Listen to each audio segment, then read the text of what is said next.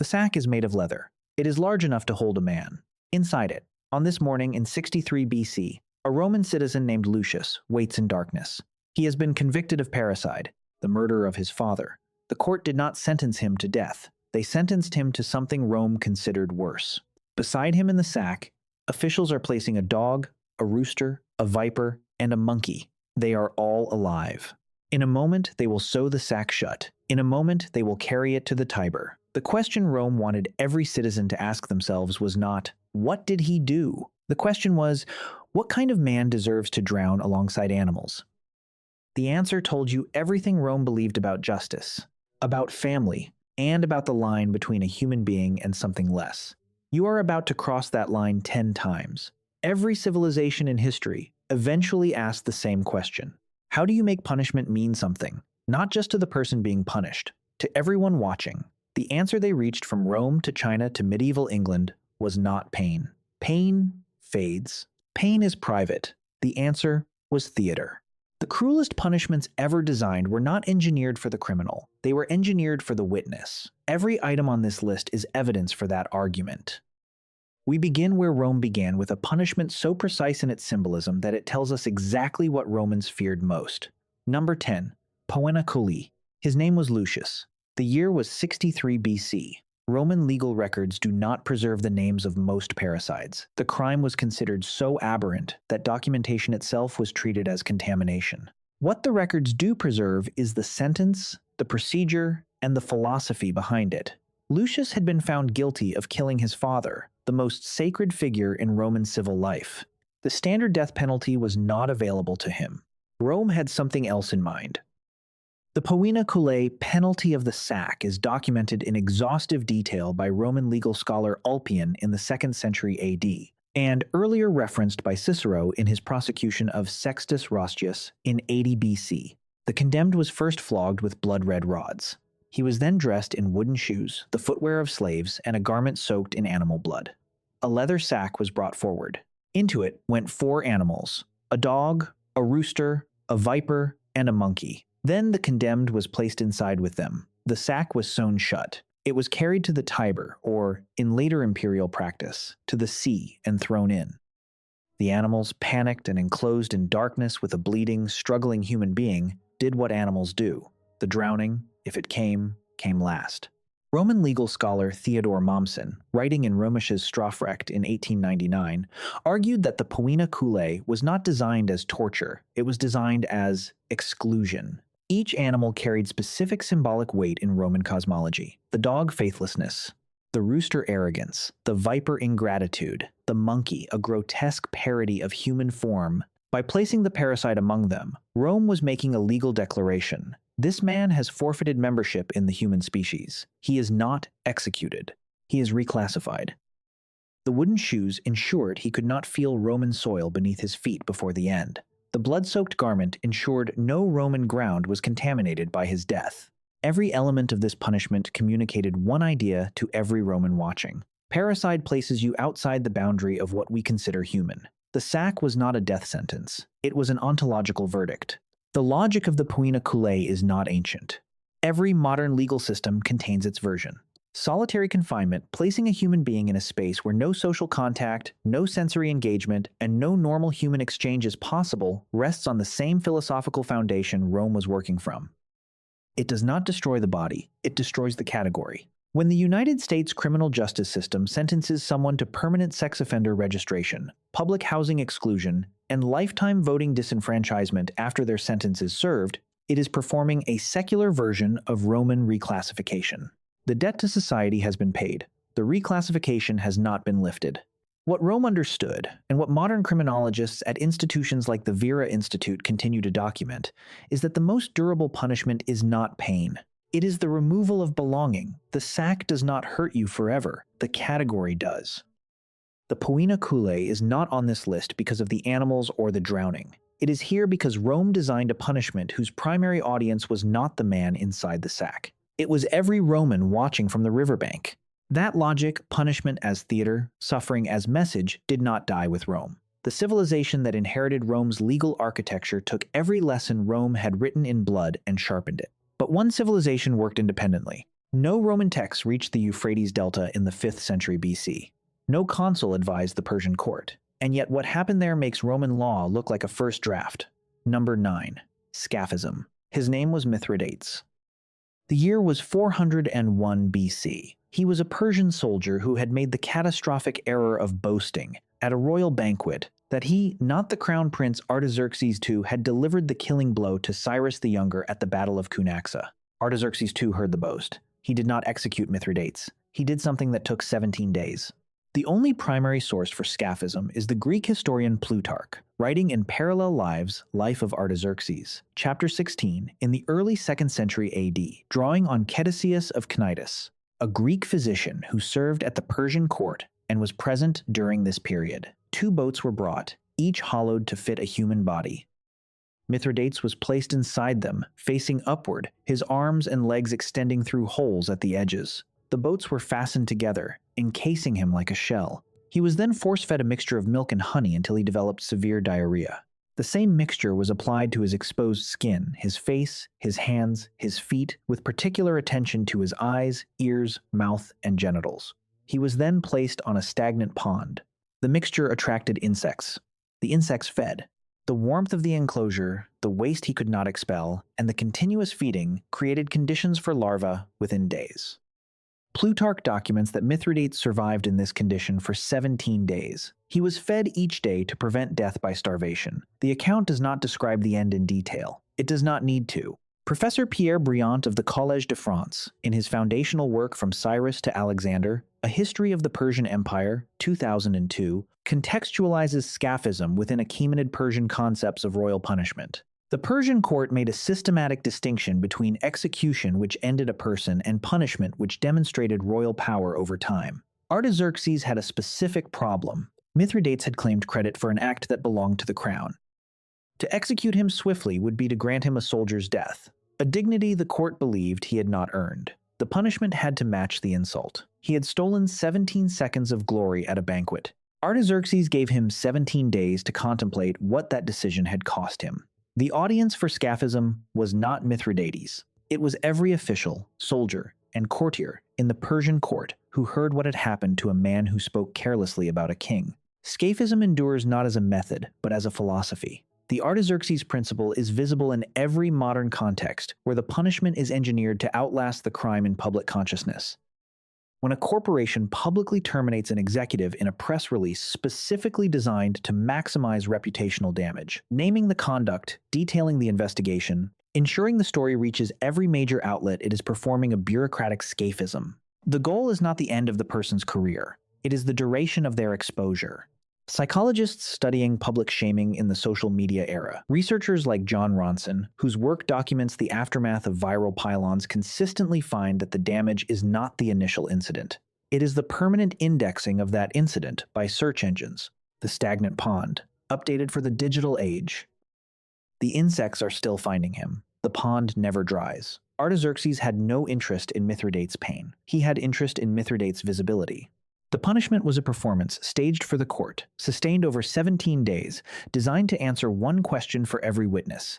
What does it cost to speak carelessly about power? The answer took 17 days to deliver. 2 civilizations had now reached the same conclusion through entirely separate means. Punishment is not for the punished, it is for the audience. The 3rd civilization on this list operated not from a court or a riverbank, but from an enclosed bronze chamber. They gave their audience something Rome and Persia had not thought to provide. They gave them sound. Number 8. The Brazen Bull. His name, by one account, was Perillos of Athens. The year was approximately 570 BC. He was a bronze sculptor. He had spent months on his masterwork. He brought it to Phalaris, the tyrant of Acragas in Sicily, as a gift and a demonstration. The bull was hollow, life-sized, cast in bronze. A door was fitted in its side. Perillos had included one additional feature, which he explained to Phalaris with what he believed was professional pride. By the end of the day, Perillos would understand what that feature was for. The Brazen Bull is documented by Diodorus Siculus in his Bibliotheca Historica, Book 9, by Pindar, and later by the Roman writer Lucian. The device functioned as follows. A condemned person was placed inside the bronze bull through the door in its side. The door was sealed. A fire was lit beneath the bull's belly. Bronze conducts heat with near-perfect efficiency. The interior temperature would reach levels that caused severe burns within minutes. Here is what Perillos had designed, and what he explained to Phalaris. The bull contained a system of pipes running from the interior to the bull's nostrils and mouth. The screams of the person inside, filtered through the pipes, emerged from the bull's mouth as a sound resembling the bellowing of an actual bull. Phalaris, according to Diodorus, found this detail so impressive and so revealing of its creator's character that he placed Perillos inside the bull first. Perillos was removed before he died. Phalaris, the account notes, did not want to pollute the instrument. He threw Perillos from a cliff instead. Professor R.J.A. Talbert of the University of North Carolina, in his scholarship on Sicilian tyranny, places the brazen bull within the tradition of what he calls theatrical statecraft in ancient Greek tyrannies. Phalaris ruled through fear, and fear required spectacle. What distinguished the brazen bull from standard execution was its transformation of suffering into performance without making the suffering visible. The audience heard a bull. They knew it was not a bull. This gap between what the senses register and what the mind knows is where the terror lived. Phalaris understood something that modern horror filmmakers know. What the imagination supplies is always worse than what the eye sees. The bull did the work. Phalaris watched. The brazen bull's design principle suffering, rendered abstract for the comfort of the witness, has not disappeared. When modern militaries use enhanced interrogation techniques in locations specifically chosen for their remoteness from public view, the operational logic is identical to Phalaris's. The act is separated from its audience. The audience receives only institutional language, enhanced measures, intensive questioning, which functions as the bronze pipes transformed screams into bellowing. The gap between what is happening and what is described is where systems of harm survive public scrutiny. Philosopher Hannah Arendt documented this mechanism in Eichmann in Jerusalem, 1963, the way bureaucratic language systematically converts human suffering into administrative process, allowing witnesses to the documentation to remain morally comfortable. The pipes still work. The bull still bellows. The brazen bull confirms the thesis with an almost architectural precision. Phalaris did not need to see the punishment. He needed his city to hear it. The instrument was not built for the condemned. It was built for everyone within earshot. 3 civilizations, 3 continents, 3 independent solutions to the same problem. All 3 arrived at theater.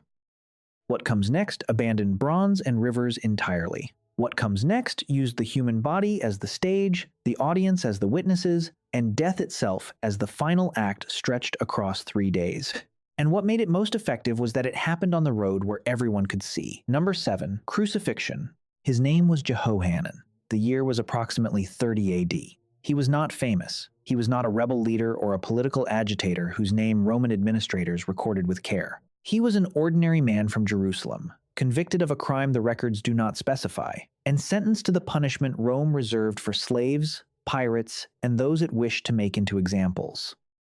We know his name because in 1968, construction workers excavating a tomb in the Givat HaMivtar neighborhood of Jerusalem uncovered his heel bone. A Roman nail, 7 inches long, was still driven through it. Jehohanan's remains represent the only archaeologically confirmed physical evidence of crucifixion.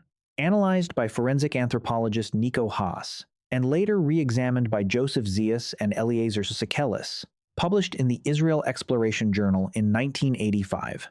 Roman crucifixion, as documented by historian Josephus and physician Celsus, proceeded in a sequence designed for maximum duration, not maximum speed. The condemned was flagged first with a flagrum, a whip embedded with bone or metal fragments until blood loss began, but death was not imminent. He was then forced to carry the patibulum, the horizontal crossbeam, to the site of execution. The vertical post was already in the ground. Nails, typically between 5 and 7 inches, were driven through the wrists or the heel bones. The position forced the chest into a state of permanent inhalation. To breathe out required pushing up on the nailed feet. Death came from exhaustion, asphyxia, or cardiovascular collapse, whichever arrived first. Jehohanan's heel bone shows the nail bent against a knot in the wood when they tried to remove it. They buried him with the nail still in place. Martin Hengel of the University of Tübingen, in his foundational scholarly work, Crucifixion, 1977, documents that Rome deployed crucifixion with precise social targeting. It was legally prohibited for Roman citizens. It was designed for non-citizens, slaves, and those Rome wished to communicate something specific about not just to punish, but to classify. After the slave revolt of Spartacus in 71 BC, Roman general Marcus Licinius Crassus crucified 6,000 captured rebels along the Appian Way, the main road from Capua to Rome. 200 kilometers, across every 33 meters. The route was not chosen randomly. The Appian Way was Rome's primary commercial corridor. Every merchant, soldier, diplomat, and traveler moving between southern Italy and the capital passed through that corridor for months.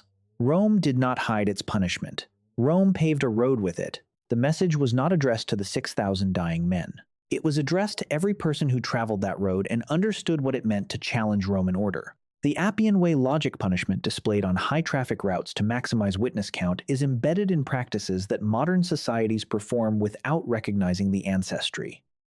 The American tradition of public perp walks, in which arrested individuals are paraded before assembled press cameras at peak media hours, is choreographed by law enforcement with an awareness of audience that any Roman general would recognize. The arrest has occurred. The trial has not. The display precedes the verdict. Legal scholar Alexandra Natapov of Harvard Law School has documented how pretrial publicity functions as punishment independent of legal outcome, a form of social crucifixion that precedes any finding of guilt. The Appian Way runs through every news cycle. The crosses have been replaced with cameras. The audience has not changed. Rome crucified 6,000 men on a road, not a plaza, not a prison yard, a road because a road has witnesses in both directions for months. The punishment was not designed for the men on the crosses. It was designed for every person who walked past them and did the arithmetic.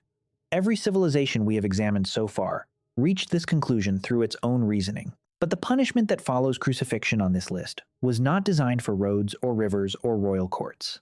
It was designed for a field in England in the year 1241, and it required the full weight of the earth itself. New Mount 6, Peine, Forte et Dure. Her name was Margaret Clitheroe. The year was 1586. She was 30 years old, a butcher's wife from York, England, who had converted to Catholicism at a time when harboring Catholic priests in Protestant England was a capital offense. When authorities searched her home and found evidence that Mass had been conducted there, she was brought to trial. She refused to enter a plea. This was not defiance for its own sake. If Margaret entered a plea, the trial would proceed, witnesses would be called, and those witnesses, including her own children, would be compelled to testify against her. She refused to play. The court had a procedure for defendants who refused to plead. Peine, Forte et Dure, hard and forceful punishment in medieval French, is documented exhaustively in English legal records from the 13th through 18th centuries, with its application to Margaret Clitheroe recorded in detail by her contemporary biographer John Mush in A True Report of the Life and Martyrdom of Mrs. Margaret Clitheroe, 1586. The procedure was as follows. The defendant was stripped and laid on the ground. A sharp stone or block of wood was placed beneath their spine. A wooden board was placed on top of them. Weights were added. The court gave the defendant 3 opportunities each day to enter a plea. If they refused, more weight was added. Margaret Clitheroe was placed under the board on the morning of the 25th of March 1586 in York. She weighed approximately 130 pounds. The weight applied is recorded as approximately 800 pounds, roughly the weight of a large riding horse. She died within 15 minutes. Contemporary accounts record that her last words were, "Jesu, Jesu, Jesu, have mercy on me." The sharp stone had been placed to ensure the spine broke before the lungs fully collapsed. The court, in its procedural mercy, wanted the end to be certain.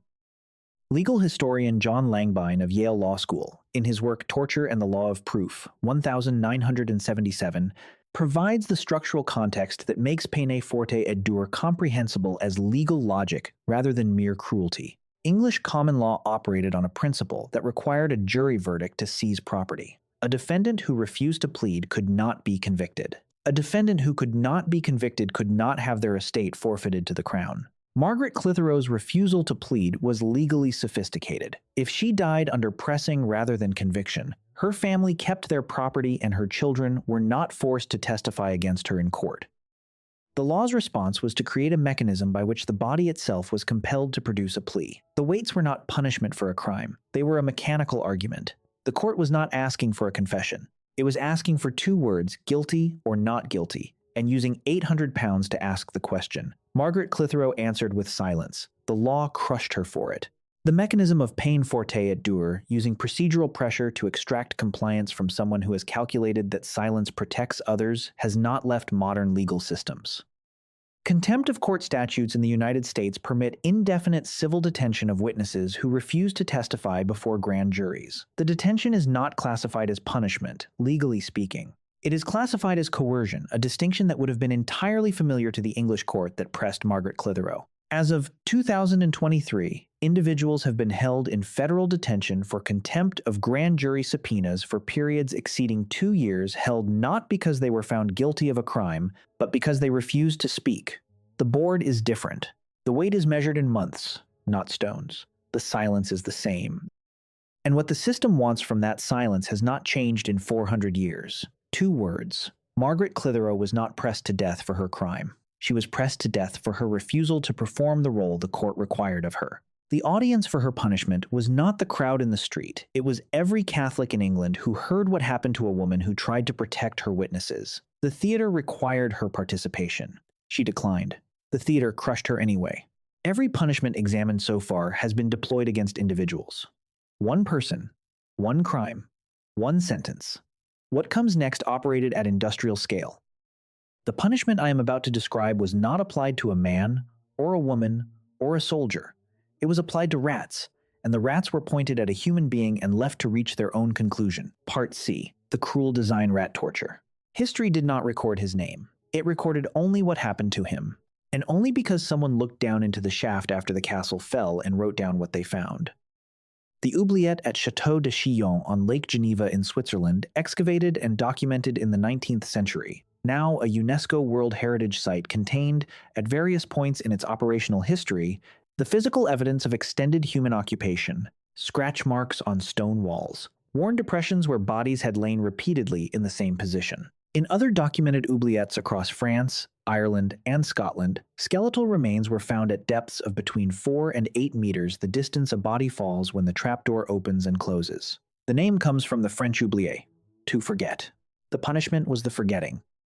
Rat torture is documented across multiple historical periods and geographies, but its most detailed documented form appears in accounts from the 80 Years' War, 1568, 1648, referenced in historian Geoffrey Parker's The Army of Flanders and the Spanish Road, 1972, as well as in later Chinese imperial prison records. The method, in its documented European form, required a metal bucket, several hungry rats, and a source of heat. The prisoner was restrained, lying on their back. The bucket containing the rats was placed opening down on the prisoner's abdomen, held against the body by straps or the weight of a guard. Heat was applied to the outside of the bucket.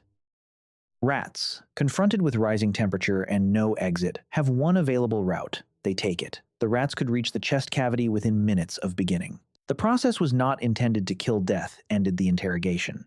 The application of heat was controlled. The rats were removed. The process resumed the following day if necessary. The prisoner's body was the negotiating table. The strategic logic of rat torture sits at the intersection of pain, anticipation, and the specific horror of being consumed while alive.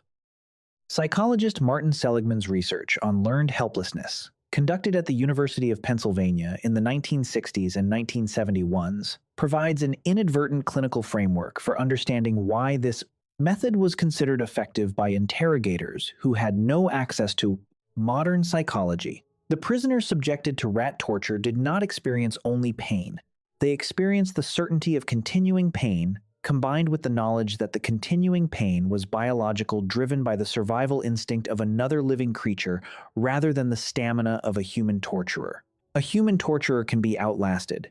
He tires. He has shifts. Rats do not have shifts. The interrogator who reached for the bucket was not threatening pain. He was threatening a system, and the prisoner understood that the system had no off switch he could reach. The psychological architecture of rat torture, creating a pain state that appears mechanical, inevitable, and beyond the capacity of any human intermediary to stop, is the foundational logic of sleep deprivation as an interrogation technique. Sleep deprivation, documented extensively in the 2014 U.S. Senate Intelligence Committee report on CIA detention and interrogation programs, operates on identical principles. The suffering is not delivered by a person.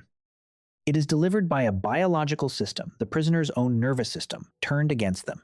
There is no torturer in the room to negotiate with. There is only the accumulating biological debt of a body denied its fundamental requirement.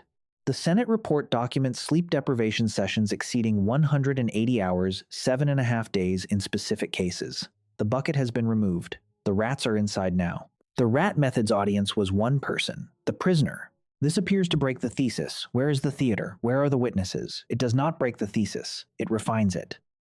The audience for rat torture was every other prisoner in that dungeon who heard what was happening in the cell next door. Every soldier in the 80 Years' War who heard the stories that circulated through camps on both sides of the conflict. The performance was in the telling.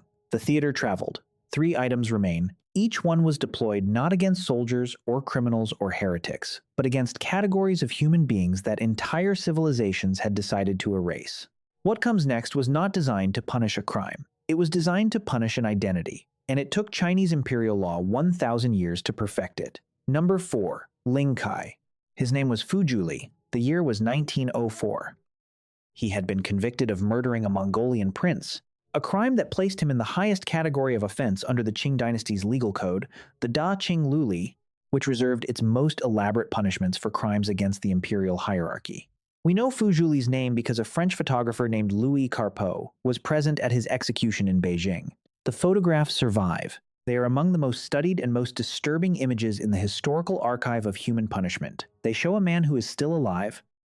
Lingchi translated variously as slow slicing, death by 1,000 cuts, or, most literally, the lingering death, is documented in Chinese imperial legal records from the Tang dynasty, 618–907 AD through its abolition in 1905, 1 year after Fuzhuli's execution. The method is described in detail in the Da Qing Luli and analyzed by historian Timothy Brooke of the University of British Columbia in his co-authored study Death by 1,000 Cuts, 2008, which includes direct analysis of the Carpeaux photographs. The procedure was conducted by a trained executioner, a specialist, appointed by the court, who had practiced the sequence on animal carcasses. The condemned was bound to a frame in a public location. The executioner began with the flesh of the chest and thighs, areas with dense muscle and significant blood supply, selected because they could sustain significant removal before the condemned lost consciousness. Cuts were made in a documented sequence, sometimes over a period of 15 to 30 minutes, sometimes longer. Opium was sometimes administered not for mercy, Brooke argues, but to extend consciousness and therefore extend duration of the performance. The final cut was to the throat. Carpeaux's photographs show Fuzhuli at an intermediate stage. His expression, Brooke notes in his analysis, is not what most modern viewers expect. It is not rage. It is not a scream. It is something closer to absence. The mind, confronted with information it cannot process, produces a specific kind of stillness. The photographs have been studied by psychologists, historians, and philosophers, including Georges Bataille, who wrote about them in The Tears of Eros, 1961, arguing that the images occupied a unique position at the boundary between suffering and the sublime. The boundary is visible in Fuzhuli's face. Timothy Brooke's analysis establishes that Lingchi was never primarily a method of killing. Chinese imperial law had efficient killing methods, decapitation, strangulation that could be applied in seconds. Lingchi was a method of legal communication. Under the Da Qing Luli, crimes were categorized by their threat to the 5 cardinal relationships of Confucian society: ruler and subject, parent and child, husband and wife, elder and younger sibling, friend and friend. Crimes that attacked the highest relationships, parricide, regicide, the murder of a superior, required a punishment that matched the crime's assault on the social order. The body of the condemned had to be seen to be destroyed as a body not merely killed, but systematically disassembled in public by a trained specialist, in a documented sequence, witnessed by as many people as the location could hold. The performance was mandatory. Absence from the execution of a condemned person in one's social circle could itself attract scrutiny. The audience was not optional. Lingchi required witnesses the way a court requires a verdict. Without them, it was only a killing. With them, it was a legal statement. In 1984, Michel Foucault opened Discipline and Punish with a description of a public execution in Paris, a man being drawn and quartered in 1757, and contrasted it with a prison timetable from 80 years later. His argument was that modern punishment did not become less cruel, it became less visible. The cruelty moved indoors. Lingchi's requirement of a mandatory public audience, its insistence that punishment be witnessed to be legally complete, sits in direct opposition to the modern Western principle that executions be conducted out of public sight, in specialized facilities, at hours not announced in advance. What both systems share is the understanding that the audience matters. The question they answer differently is, who should be in it? Modern mass incarceration in the United States imprisons approximately 2.1 million people, a number large enough to fill 21 NFL stadiums while conducting every moment of that imprisonment out of public view. The suffering is real. The audience has been deliberately removed. Lingchi understood something that modern penal philosophy has spent 2 centuries trying to forget. Punishment without witnesses is a private transaction. The Qing dynasty was not interested in private transactions. Fujuli's execution required a photographer, a trained executioner, a public location, and a crowd. Remove any one of those elements, and the legal act is incomplete. The punishment was not the cutting. The punishment was the witnessing of the cutting. The thesis has now been demonstrated across 6 civilizations spanning 3,000 years of recorded history. 3 items remain. Each one goes further. Item 3 abandoned the body entirely. It targeted something. No executioner's blade can reach the memory of a person's existence, and it did so with a bureaucratic thoroughness that makes everything preceding it look improvised. The Romans called it Damnatio Memoriae, and they were very, very good at it. Number 3, Damnatio Memoriae. His name was Geta. The year was 211 AD. He was 22 years old, co-emperor of Rome, and the younger brother of Caracalla. On December 19th of that year, Caracalla arranged a meeting between himself, Geta, and their mother, Julia Domna, in her private apartments, ostensibly for a reconciliation between the 2 brothers who had despised each other since childhood. Caracalla brought soldiers. Geta died in his mother's arms, the accounts say, while she screamed and tried to shield him. Caracalla walked out of the room and immediately issued the order, not for the disposal of the body, for the disposal of the name. Damnatio Memoriae, condemnation of memory, was not a single act but a legal procedure, voted by the Roman Senate, that authorized a systematic campaign of erasure across every medium in which a person's existence had been recorded. The procedure as applied to Geta is documented by historian Cassius Dio in his Roman History book, 78, and analyzed by Eric Varner of Emory University in Mutilation and Transformation. Damnatio Memoriae and Roman Imperial Portraiture 2004. The procedure operated simultaneously across multiple fronts. Coins bearing Geta's image were recalled and melted. New coins were minted. Inscriptions bearing his name on public buildings, monuments, triumphal arches, and administrative records across the entire Roman Empire were chiseled out. Statues were defaced or destroyed. Portraits were overpainted. Official documents were revised. In the famous Severantondo, a painted family portrait, the only surviving painted image of a Roman imperial family, Geta's face has been erased. The paint was removed in antiquity. What remains is a blank circle where a co-emperor's face once was. The erasure required coordinated labor across a territory spanning from Hadrian's Wall in northern Britain to the Euphrates River in modern Iraq. Varner's analysis of surviving inscriptions shows that the erasure was imperfect in remote provinces. Some inscriptions were missed, or the local officials performed only partial compliance. But the intent was total. Rome was attempting something that no sword can accomplish. It was attempting to make a person retroactively not have existed. Number 2, flaying. His name was Marsyas, or rather history gave the method a myth to carry it, because the truth of what the Assyrian Empire did with flaying required a story large enough to hold it. The myth. Marsyas was a satyr who challenged the god Apollo to a musical contest and lost. Apollo, divine and therefore beyond consequence, sentenced him to be flayed alive. The reality. The Assyrian king, Ashurnasirpal II, who ruled from 883 to 859 BC, had the skins of defeated enemies and rebellious governors stretched and displayed on the walls of their own cities. He recorded this himself, in his own annals, with apparent satisfaction. Ashurnasirpal II's annals, inscribed on stone panels now held at the British Museum, translated and analyzed by historian A.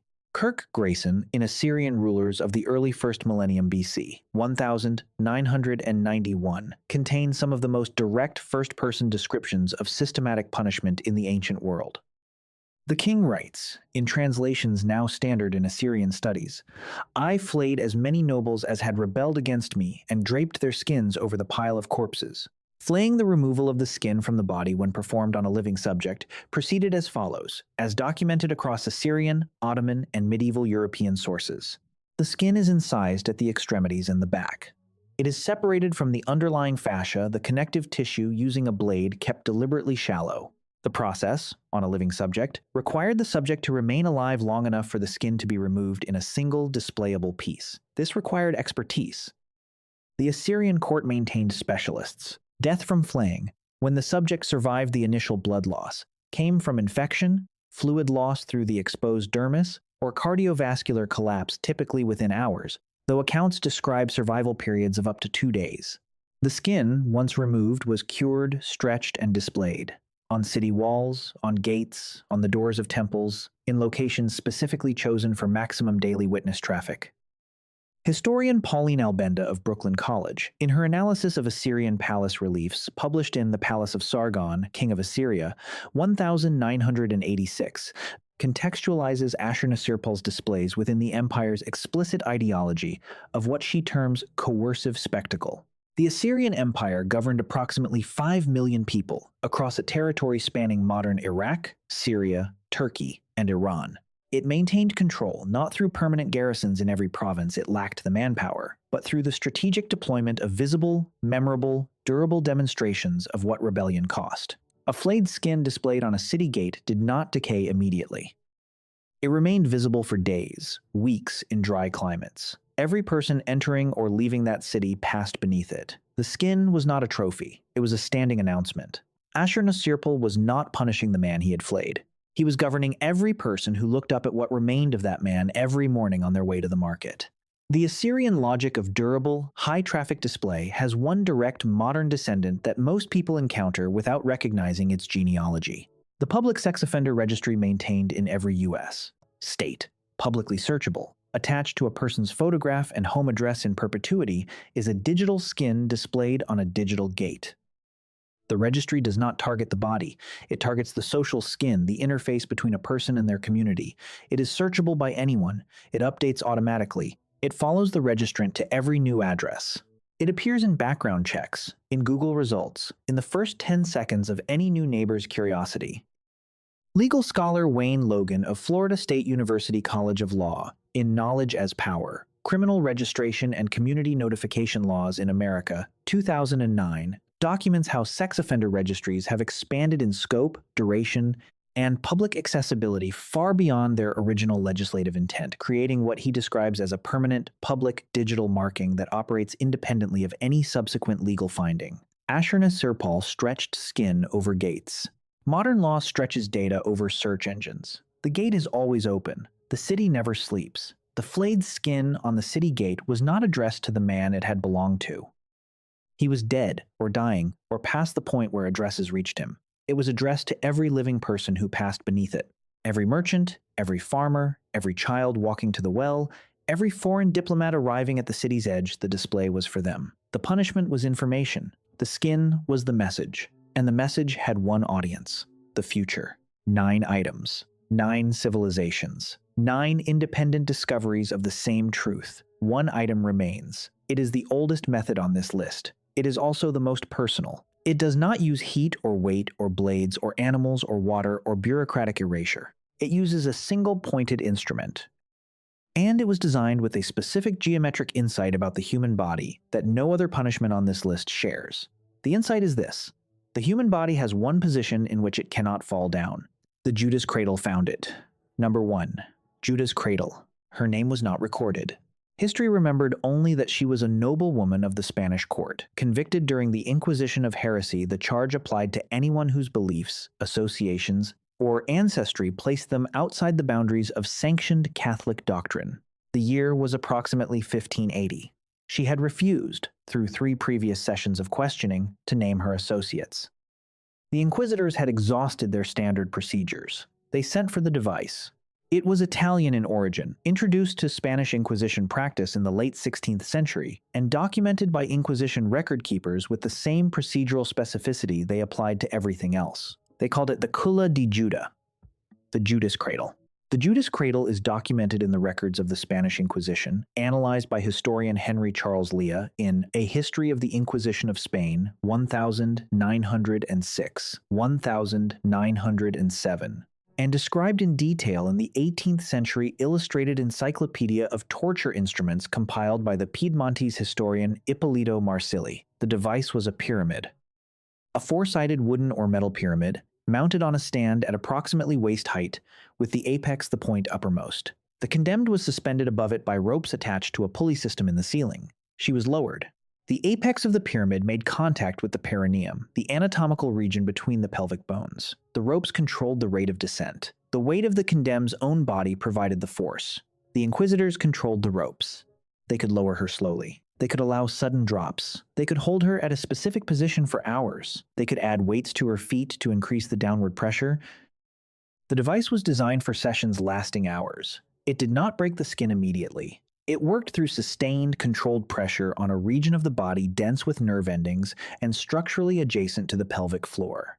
The genius, if one can apply that word, of the Judas Cradle's design was its economy. It required no fire, no animals, no chemicals, no specialized blade work. It required a pyramid, a pulley, and gravity, and it could be modulated with a precision that no other instrument on this list could match. More pressure, less pressure, a pause, a resumption. The inquisitors holding the ropes were not applying pain. They were conducting a conversation.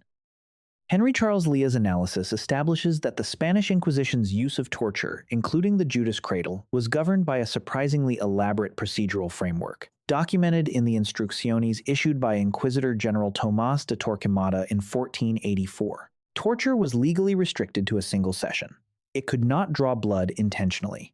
It could not cause permanent physical damage, a requirement that made instruments of sustained pressure, rather than cutting or burning, procedurally preferable.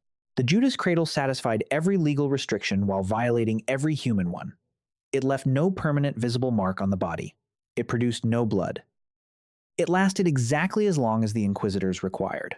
Historian Edward Peters of the University of Pennsylvania, in Torture 1985, argues that the Inquisition's procedural framework around torture served a function beyond legal compliance. It created a documentary record of legitimate process that protected the institution from accusations of excess.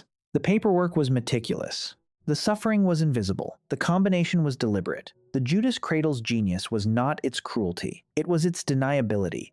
The Judas Cradle stands as the final and most complete expression of a principle that every item on this list has approached from a different angle. The most effective punishment is the one that leaves no evidence legible to outside observers, while remaining entirely legible to the person experiencing it and to every person who hears about it afterward. The 2014 Senate Intelligence Committee report on CIA enhanced interrogation documented techniques specifically selected because they left no visible physical marks: waterboarding, sleep deprivation, confinement in small spaces, forced standing in stress positions for extended periods. The report notes that the selection criteria included minimizing physical evidence. This is the Judas Cradle principle, stated in bureaucratic language, applied in the 21st century. The pyramid leaves no mark. The process is documented. The paperwork is meticulous. The person who experienced it knows exactly what happened. Everyone else reads the report. No blood, no visible damage, no accountability. The ropes are still attached to the pulley. The pulley is still in the ceiling. The institution is still in the room. The Judas Cradle is number one on this list, not because it was the most physically destructive method documented here. It is number one because it is the most intellectually honest. Every other punishment we have examined maintained some fiction. The Poena Cullei called itself justice. Crucifixion called itself deterrence. Damnatio Memoriae called itself law. Lingchi called itself procedure. The Judas Cradle called itself nothing. It sat in the room. It waited. The inquisitors held the ropes. The noblewoman understood exactly what was happening, and exactly what the inquisitors wanted, and exactly what the ropes controlled. There were no witnesses beyond the walls of that room. The theater had been stripped away. What remained was the pure negotiation between power and will. And the pyramid. Always the pyramid. 10 civilizations, 10 methods, 1 discovery. The cruelest punishments in history were never designed for the criminal. They were designed for the witness. Rome built roads to stage its executions on. Persia sustained its punishments for 17 days to give the story time to travel. The Assyrian Empire cured and displayed human skin on city gates that 10,000 people passed through daily. The Spanish Inquisition designed an instrument with no visible output because its real output was the story that left the room on the lips of everyone who heard about it. Every civilization independently reached the same conclusion. Pain is private. Pain ends. Pain is forgotten. But a story travels. A story outlives the body that generated it. A story reaches people who were not in the room, not in the city, not alive in the century when it happened. You are watching this video in the 21st century. The sack, the pond, the pyramid, the gate, they are still working. The pyramid. The uncomfortable implication is this. Every system of punishment that exists today was designed by people who studied what came before them, kept what was effective, and replaced what was not. We did not become more merciful. We became better at not being seen. The suffering did not decrease. The audience was removed. What you cannot witness, you cannot oppose. What you cannot oppose continues. The civilization that followed Rome studied every punishment on this list. They kept the ones that worked. They discarded the ones that didn't. And then they invented 3 methods that no Roman had ever imagined. That story, and the 3 methods it produced that have no ancient precedent, is already on your screen. History did not end, it scaled.